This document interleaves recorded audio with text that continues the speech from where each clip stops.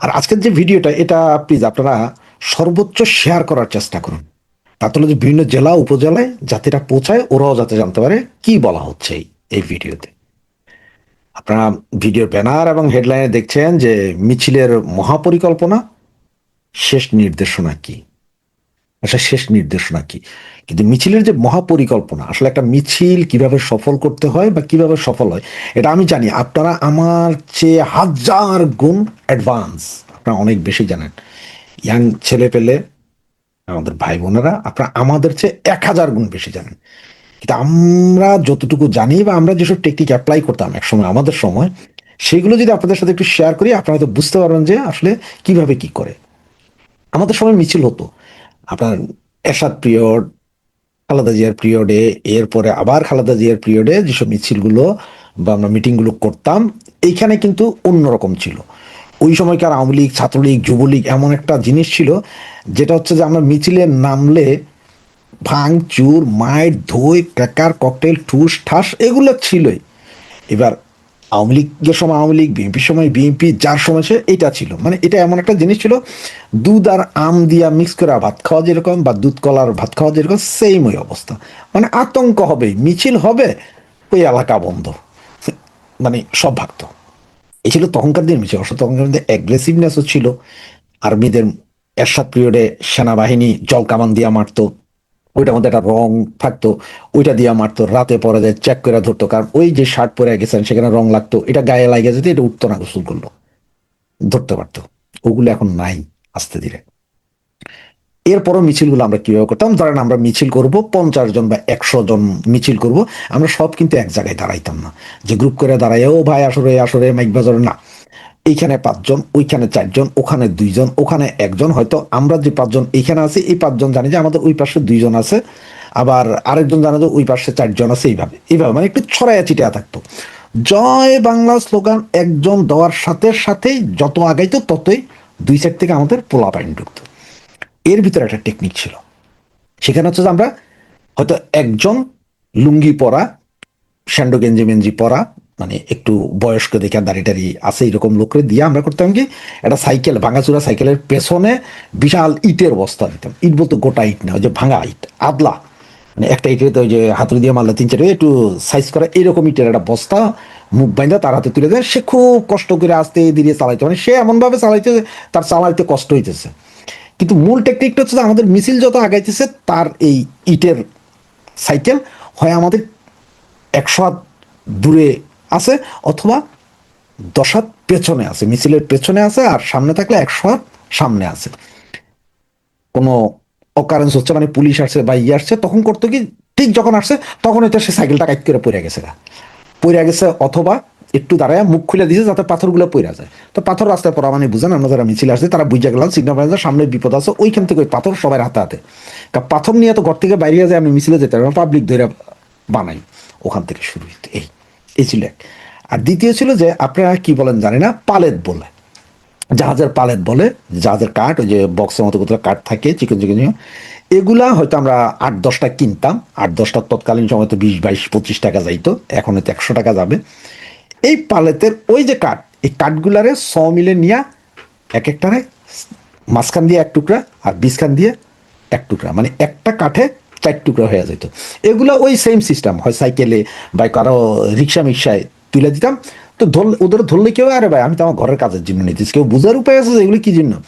Same system, same, হয় 100 হাত সামনে বা 10 হাত পেছনে। কোনো অকারেন্স দেখছে, সাথে সাথে ওইখান থেকে এই কাঠগুলো টান দিয়ে নিয়ে যার যার হাতে একটা। এই ছিল আমাদের টেকনিক। আর বিএনপির বিরুদ্ধে আন্দোলন হয়েছে, বা এরশাদ পিরিয়ডে জাতীয় ছাত্র সমাজ ছিল তাদের বিরুদ্ধে আন্দোলন, তখনও সেম টেকনিক হইতো। ওরা ধরো 10, 15, 20 জন আসতেছে, আমরা হয়তো 20, 25 জন আছি, আমরা ভয়ে কিন্তু ভাগতাম না, ওই কাঠ বা ওই ইট শুরু হয়ে যেত। এ হচ্ছে যে মিছিলের টেকনিক। কারণ হচ্ছে আপনি দেখেন যে গত কয়েকদিন আগে আমাদের একটা মিছিল থেকে একজন মহিলাকে নিয়ে গেছে, সেখানে আমরা 50-60 জন ছিলাম, সবাই ভয়ে পালাই গেছি। এই ভয়ে পালাই না যায় যদি ওইখানে দাঁড়িয়ে থেকে ওই বেটার ধোলাই দিতাম আমরা 2-4-10 জনে, মহিলা ছাড়া পাইতো। ঠিক আছে, আপনি যখনই প্রতিরোধ করে 2-1টা বাড়ি দিবেন, তখনই দেখবেন যে এরপর আর সাহস করে কেউ নামবে না, কারণ সবার মনে ওরে বাবা এরাও পিটবে তো। কারণ আপনি যেমন প্রস্তুতি নিয়ে একটা মিছিলে নামবেন, ওরা মিছিল প্রতিহত করার জন্য অত প্রস্তুতি নেই। আর রাস্তার আশপাশের মানুষ ওইভাবে আসে না, কখন আসে জানেন, আপনি একটা জিনিস দেখেন, একটা চোর ধরছেন, চোর ধইরা যখন চোরেরা 2-4 জনের পিটাইতেছেন, তখন দেখছেন রাস্তা থেকে আরো 100 জন এসে মহাবীর পুরুষ। কিন্তু ওই জায়গায় যদি একটা চোর ধরতে গেছেন আর এই চোর একটা খুর বাইর করে রয়েছে হাতে, কোনো শালায় আর যায় না, সব শালায় কাজে না থাক, বাধ্য, সেফ সাইড। তো এটা হচ্ছে যে মিছিলের টেকনিক, যে আপনার কাছে টেকনিক ভালো থাকে, আপনি সামনের এগুলোর প্রতিহত করেন। পুলিশ আপনার সামনে যখন দেখবে যে আপনার হাতে লাঠি আছে বা পাথর আছে, পুলিশ আসবে না, কারণ পুলিশ পিছপা দেয়, পুলিশ এটা সারা জীবন। আর এখনকার পুলিশের কাছে তো আরো অবস্থা খারাপ, কারণ তারা মাইর খাইতে খাইতে এমন অবস্থা গেছে, তারা এখনো যে 50 জন দেখলে তাদের কলিজায় ধরফরায়। কিছুদিন আগে একটা মিছিল দেখছে, পুলিশের গাড়ির সামনে দিয়ে মিছিল করতে পুলিশ সরে যাচ্ছে, কারণ পুলিশ জানে যে মারামারি করলে মারামারি হবে। মিছিলের করতে হলে ভাই সাহস নিয়ে করতে হবে। আর যদি সাহস না থাকে যে ভাই সাহস নাই, তাহলে আমি বলবো যে আপনার রাস্তার পাশে দাঁড়ায় থেকে তালি দেন। আর এমন প্লেসগুলোতে মিছিল করেন যেগুলো আসলে ব্যস্ততম এরিয়া, প্রচুর লোক সমাগম আছে, আপনি হাওয়া হয়ে যেতে পারবেন কয়েক সেকেন্ডের ভিতরে। শার্টের উপর দিয়ে একটা, গেঞ্জির উপর দিয়ে একটা শার্ট পরেন, মিছিল শেষ, জাস্ট শার্টটা খুলে কোমরে বাইন্ধা ফেলেন, আপনার গেঞ্জি কেউ চিনবে না যে আপনি কে। এইভাবে যদি আগাইতে পারেন, তাহলে মিছিলগুলো সঠিকভাবে কাজ করবে। যেমন আপনার এই 74 জেলায় 74টা 80টা 90টা এগুলো মিছিল যেগুলো হচ্ছে, যে মেয়েরা নেমে আসতেছে, এগুলো কিন্তু একটা সাহসের বিষয়, এই যে নেমে আসতেছে। কিন্তু মিছিলগুলো করতে হবে ওইভাবে যে আপনাকে আপনার প্রস্তুতি নিতে হবে, তবে আপনার প্রস্তুতি যেটা নেবেন সেটা আপনার সাথে মিছিলে না, আপনার প্রস্তুতির জিনিসপত্র যা যা আছে, হয় আপনার থেকে 100 ফিট দূরে থাকবে, না আপনার থেকে 2 ফিট 5 ফিট দূরে থাকবে। তার মানে যদি আপনার পেছনে থাকে, তাহলে আপনার সামনে থেকে প্রতিরোধ আসলে আপনি একটু পিছনে যায় ওই জিনিসপত্র নিয়ে বাধা দিবেন। আর যদি সামনে থাকে তাহলে তো সে কইতে পারবে, আপনার মিছিল যত সামনে যাবে ও দেখতেছে, ও তখন ওইখানেই ফেলে দিবে, ওইখান থেকে আপনাদের নিয়ে। কিন্তু এখন আপনারা যদি 20 জন আসতে হই হই হই করে, আর আপনারা 50 জন পই পই পই পই করে ভেঙে গেছেন, ভাই হবে না, ওইভাবে আন্দোলন হবে না। সুতরাং যা করার করতে হবে ওইভাবে। আপনি একটা জিনিস খেয়াল করছেন, নেত্রী গত 1 সপ্তাহ আগে যা যা বলেছে, এরপরে এখন চুপ। এইটা কিন্তু ওদের মনের ভিতরে প্রচন্ড ভয় ঢুকাই দিয়েছে। কাদের? এই বর্তমান সরকার, এনসিপি বলেন, জামাত বলেন, যে হঠাৎ এত চুপ কেন, কিছু একটা ঘটতেছে। এইটা তাদের সাইকোলজিতে এমন ভাবে ধরছে যে আতঙ্কিত হয়ে গেছে, হঠাৎ কেন। আপনি একটা জিনিস দেখেন, আপনি কোনো একটা অন্যায় করার পরে রাস্তা থেকে ঘরে আসার সময় আপনার সবসময় চিন্তা হচ্ছে, আল্লাহ জানা খবরটা আবার পরিবারের কাছে গেল কিনা, বাপের কাছে গেল কিনা, মা জানলো কিনা, এই সবার এটা আতঙ্ক। ওদের মনে সেম আতঙ্ক আছে, এবং ওরা মনে করতেছে বা ওরা ভাবতেছে খুব দ্রুত এমন কিছু একটা হবে যেটা হয়তো ওরা সহ্য করতে পারবে না। যার কারণে ওদের সাথে আম জনগণ নাই, কিছু সন্ত্রাসী আছে। তো যেই সন্ত্রাসী আছে, এই সন্ত্রাসীগুলো আপনারাও যদি সেম কন্ডিশনে যে ওদের হিট করতে যান, দেখবেন যে ওরা পিছিয়ে হাঁটবে। আর একবার যদি আপনারা শুরু করেন ওদের পিছু হটানো, আপনাদের সামনে আর কেউ দাঁড়াবে না। আর তখন ওরা চিন্তা করবে, বাবারে এরা আসলে। এখন আজকে সারা রাত পুলিশ রেড দিছে বিভিন্ন জায়গায়, আগামী কালও রেড দিবে, এটা নর্মাল। মিছিলে আপনি যান চাই না যান, আপনি কিছু করেন চাই না করেন, মামলা আপনার নামে হবে। তো মামলা হবে, ঘর বাড়িতে থাকতে হবে, সবই যখন হবে, তখন আমি মিছিলে যাই শক্তিই দেখাই না। কারণ আমি ঘরে থেকে যদি 10টা মামলা খাই, মিছিলে যায় 5টারে পিড়ে 3টা মামলা খাবো, কোনো সমস্যা তো নাই। কারণ এমন তো মামলা খাবো, অন্য মামলা খাবো, এমন ধরে ওরা জেলে দিবে, অন্যও দিবে। তো একবার সাহস দেখান যে 23শে জুনের যে প্রতিষ্ঠাবার্ষিকী, সেদিন আপনি চিন্তা করে যান যে আপনি শান্তিপূর্ণ মিছিল করবেন, কিন্তু আপনার মিছিলে যদি কেউ ঠেকাইতে আসে, তাদের আপনি চরম ঠেকানি দিবেন। আর এই প্যাদানি, এই ঠেকানিটি হচ্ছে যে চূড়ান্ত নির্দেশনা। এটা একবার শুরু করার পরে দেখবেন যে বাকি আপনার সামনে টোটাল ক্লিয়ার, সব ক্লিয়ার হয়ে যাবে, আস্তে আস্তে ক্লিয়ার। কারণ হচ্ছে কি জানেন, ওই যে লাতোকা ভূত বাতমে নেহি মানতা, একবার শক্তি দেখাই দিবেন, তখন ভয় পাবে। এরশাদ বিরোধী আন্দোলন, খালেদা বিরোধী আন্দোলন, বিএনপি বিরোধী আন্দোলন আওয়ামী লীগের ভয় পেত, কারণ ওরা জানতো যে আওয়ামী লীগের পোলা পাইন, বাবারে বাবা সব ছেড়ে দিব, কিন্তু মায়ের দেওয়া ছাড়বো না, মারবই। আওয়ামী লীগের পোলা পাইনটা একটারে মারবেন, হেরা এসে আবার 10টারে মারবো।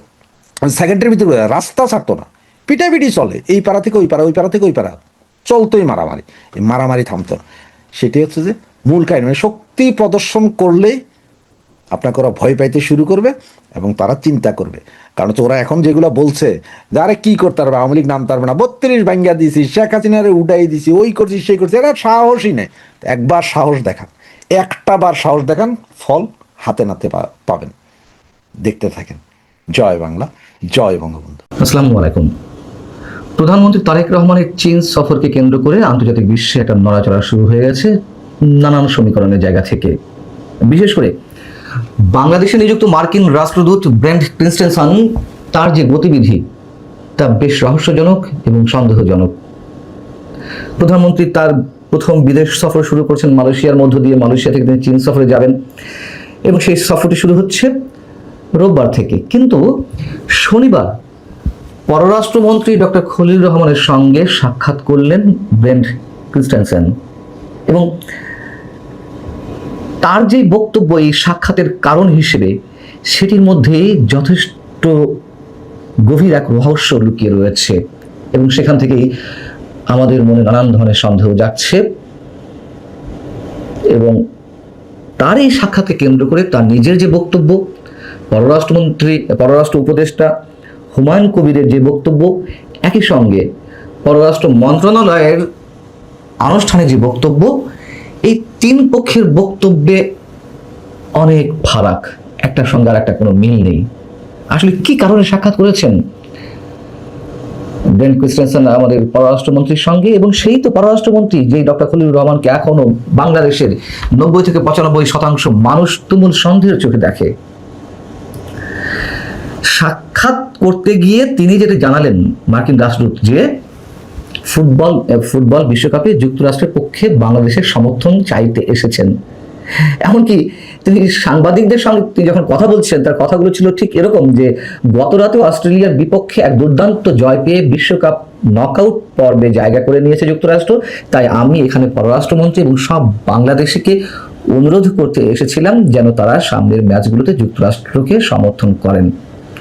কি অদ্ভুত একটা হালকা গোছের কথা! এটি কারো কাছে বিশ্বাসযোগ্য যে যুক্তরাষ্ট্র বিশ্বকাপ ফুটবলে যুক্তরাষ্ট্রের পক্ষে সমর্থন চাইতে তিনি বাংলাদেশের পররাষ্ট্রমন্ত্রীর সঙ্গে আনুষ্ঠানিকভাবে সাক্ষাৎ করেন এবং সাংবাদিকদের কাছে তিনি আবেদন করেন যে সারা দেশের মানুষ যেন যুক্তরাষ্ট্রকে সমর্থন করে এই খেলায়?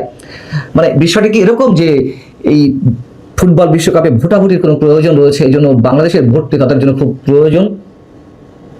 নিশ্চয়ই না।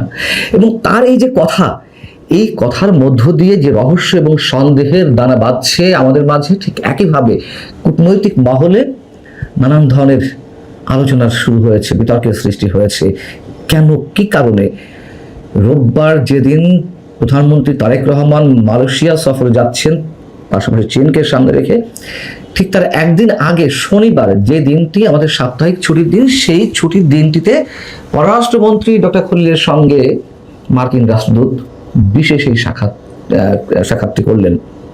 এবং শুধু তিনি নন, প্রথমে বলছিলাম যে আন্তর্জাতিক অঙ্গনে একটি নড়াচড়া শুরু হয়ে গেছে।